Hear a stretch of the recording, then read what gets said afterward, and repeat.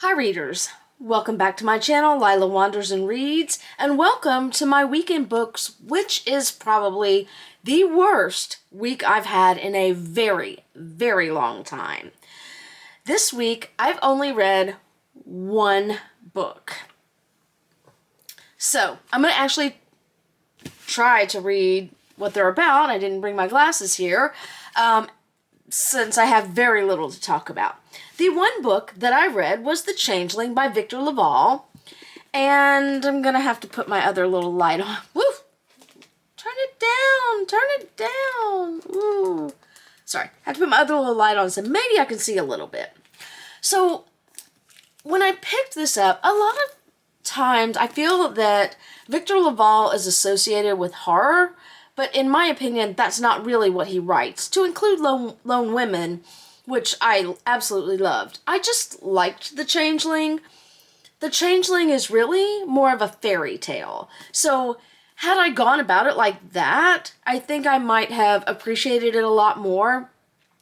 But as it was, I still really liked it. It just took me a long time to get through this. Now, in my defense, I started this Friday, I think, of last week, maybe Saturday, and Sunday was the Super Bowl. So, obviously, I was not reading The Changeling then.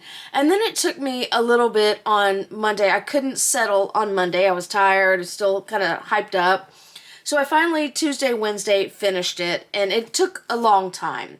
So, partly because I had to put it down. When Apollo Kagwa's father disappeared, he left his son a box of books and strange recurring dreams.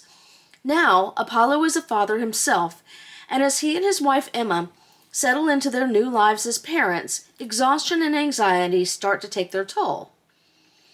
Apollo's old dreams return, and Emma begins acting odd. At first, Emma seems to be exhibiting signs of postpartum depression, but before Apollo can do anything to help, Emma commits a horrific act and vanishes. It really is horrific. I was not expecting how horrific it was. I was kind of pleased about that. Thus begins Apollo's quest to find a wife and child who are nothing like he'd imagined. His odyssey takes him to a forgotten island, a graveyard full of secrets, a forest where immigrant legends still live, and finally, back to a place he thought he had lost forever. So, overall, really good book. I did find, my colleague at work read Lone Women around the same time I did, and she thought the ending was a little too pat. I did not feel that way on Lone Women. I felt that way on The Changeling. It was too much of a fairy tale ending for me. Sorry if that spoils anything. But, speaking of fairy tales, for an online book club that I participate, I am reading The Bloody Chamber by Angela Carter. This is short stories based on fairy tales. So far I've read two versions of Beauty and the Beast, I think at least. One of Pandora's Box. Next up is Puss in Boots. And I should have to finish this by the end of the month. That seems doable. I'm using this as my purse book now. I don't really do well with short story collections anymore, but I am glad that I'm reading this. This is one example of, I wish I was still in school while reading this book, because I'd love to have a teacher to talk about this book with. There are some things that I think are going over my head, and I don't really care to go online and do a deep dive for it. I know that it's out there, I just don't want to. I've got too much else going on. So, when I finished The Changeling finally, I picked up my in-person book club book selection. That is The Witches of El Paso by Louis Jaramillo. I do not know how to pronounce the name. And sadly, yesterday I DNF'd this. I read on it, I think Wednesday or Thursday, and then Friday I did not come in and read, and then yesterday I picked it up, and it was just, for me, it was just moving too slowly.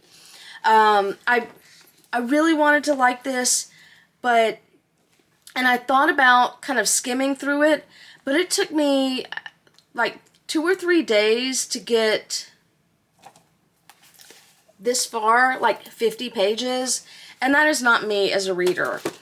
I'll show you an example of a difference with another book that I'm not 100% pleased with, but in pacing, in here in a minute. So, you know what? With The Witches of El Paso, it is one that maybe at another time I could pick it up and it worked for me. Sometimes it's just the timing. This is not one that I hate and I'm never going to pick up again. It's just I had to move on.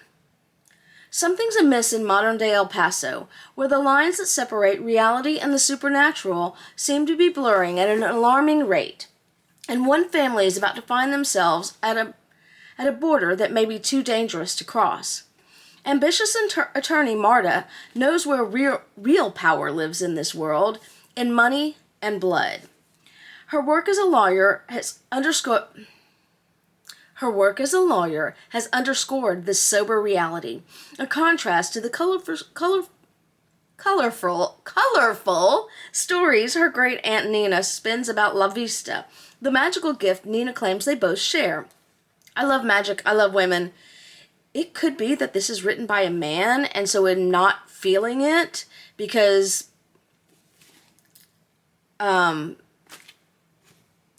sometimes that happens, or I don't connect with the women because they're not written by a woman. Anywho. Marta balances the care of her quirky 93-year-old tia, Nina, with motherhood and her struggling legal aid practice. As she does that, she discovers that Nina had a daughter she abandoned in the past, and they must work together to find a way back to her. Back in 1943, 18-year-old Nina yearns for a life of adventure that extends beyond caring for her sister's children and worrying about her increasing premonitions and fainting spells. When the mysterious Sister Benedicta arrives at her doorstep and beckons her across the desert, Nina jumps at the opportunity to escape her destiny, her reality. She follows Sister Benedicta through a doorway in time, transporting her from El Paso, Texas to colonial Mexico. As Nina blossoms into her own power and falls in love, she discovers the magic comes at a price, and it will take many years to even the score. Yeah. So, one thing, 2 timelines, I love that. However, you don't know when they're jumping into another timeline until you start reading, and sometimes it's like the second or third sentence before you realize you've switched to a different timeline, a different perspective. So that's a little abrupt for me, and that's really primarily why I DNF'd it. I feel bad. I hate going to book club and not having finished the book, but I think what I'll do for next time, since I waited kind of close to the end on this one, maybe that's part of the pressure that I don't like. I think next time I'll just go ahead and read it up front, or try to read it up front, and then if I don't like it, then it's on me and the book. But here's an example.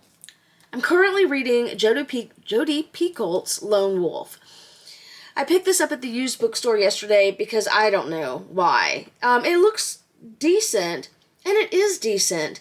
I am finding myself a little impatient with it, but between yesterday and this morning, I've read over 100 pages, whereas 3 days, or at least a good 2 days of reading this, I couldn't get past 50. So it's a pacing issue. This one has short chapters, so it moves along really quickly. What I'm impatient about is, before I read the inner blurb, I'll tell you what I'm impatient about. This is one of those books where it's like, and the last time he saw her was the worst day of his life. And then they never tell you what the fucking worst day of the life is. They're saving it for the end, Jodi is. And it's like, just spit it out and let us deal with the fallout now. Quit fucking tiptoeing around what the real issue is. I hate that. So anyway. But overall, like, I like the characters. I don't know if I like the characters or not. I don't hate the characters. But anyway, this is about death and loss. In the wild, when a wolf knows its time is over, when it knows it is of no more use to the pack, it may sometimes choose to slip away. Dying apart from its family, it stays proud and true to its nature. Humans aren't so lucky. Luke Warren has spent his life researching wolves. He has written about them, studied their habits intensively, and even lived with them for extended periods of time. In many ways, Luke understands wolf dynamics better than those of his own family.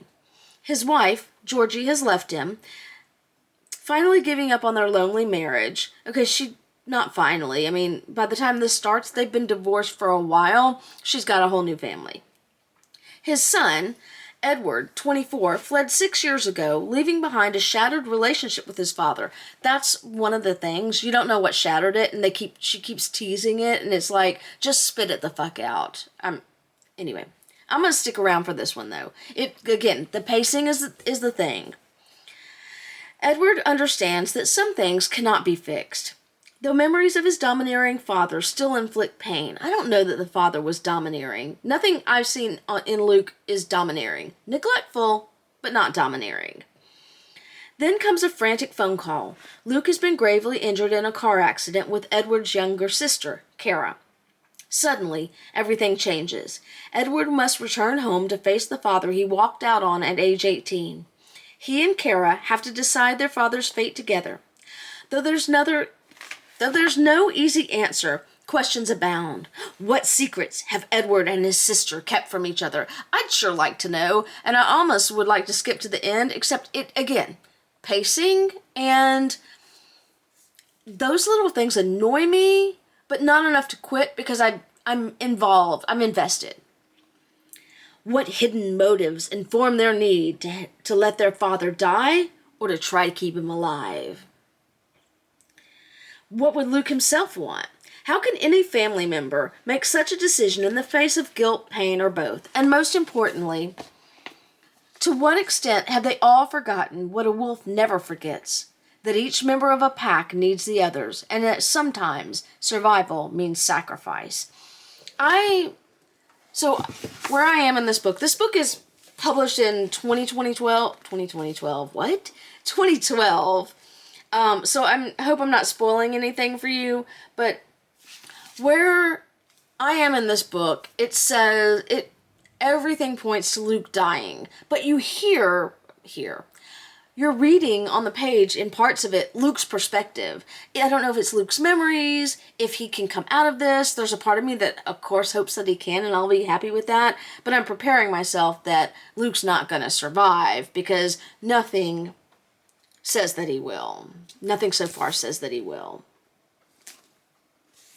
Anyway, so again, I actually do like that book. I'm impatient with the keeping us in suspense stuff. Just spit it the fuck out.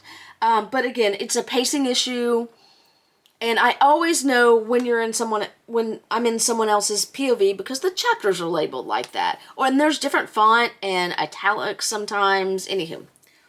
So, another book that I gave up on is my purse book. And I say gave up. I moved The Coming of the Third Reich by Richard J. Evans from a purse book to an audiobook. I said I was not going to read any audiobooks, and I lied. Actually, I've got some chores to do after this. I'm going to turn this on because I really do want to finish this by the end of the month. I'm this far in it. I think I've got probably like 12 hours left to go. Very good. I've got to figure out how to get my historical fiction in better. We'll see. Anyway, for now, this is audiobook. Really loving this. This is going over a lot of information that I already know, but it's showing me from a different historian's perspective, which I appreciate. So, that is it for me today. Probably a shorter video than normal because, again, just one book. I'm hoping next week will be a better reading week. How was your reading week? I hope it was better than mine. Anywho, I'd love to hear from you down in the comments. As always, if you've made it this far, thank you for sticking with me on my journey, and happy reading.